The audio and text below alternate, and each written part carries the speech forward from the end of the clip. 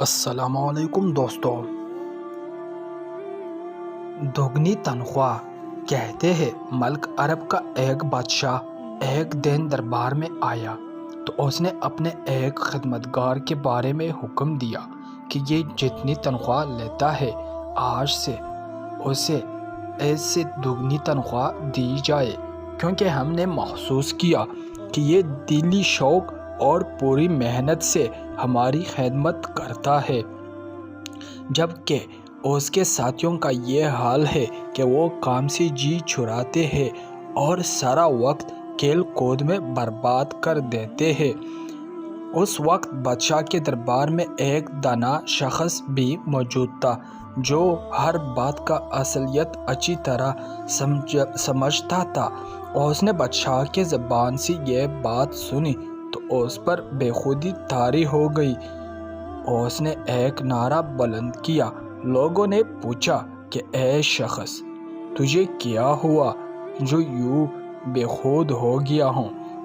اس نے جواب دیا، میری یہ حالت یہ سوچ کر ہوئی کہ اللہ پاک بھی اپنے بندوں کے درجے اس طرح مقرر کرتا ہے جس طرح ہمارے بادشاہ نے اپنے خدمتگاروں کے درجے مقرر کیے ہیں۔ جو اپنے کام میں مستعد تھا اسے ترقی دی، جو غافل اور کاہل تھے انہیں نظر انداز کر دیا۔ بس یوں ہی جو خدا کے اطاعت گزار میں انعام پائیں گے، جو غافل ہے محروم رہیں گے۔ خدمت مخلوق پر ہے سروری کا انحصار، مردانہ بن یہ طرز زندگی کا اختیار۔ یوں نہیں جو دنیا میں ہے روشن جبے روشن دماغ، ان کی ہاتھ پر ہے خالق کے لیے سجدے کے دل۔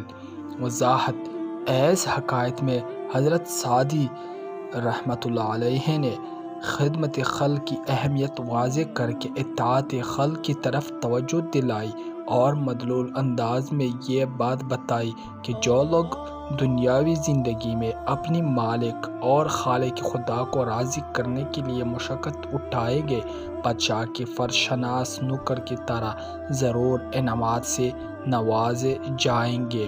دوستو، اگر ویڈیو پسند آئی ہو تو لائک، شیئر اور کمنٹ لازمی کریں اور بیل کا بٹن دبائیں تاکہ ہماری آنے والی تمام ویڈیوز آپ تک پہنچ سکیں۔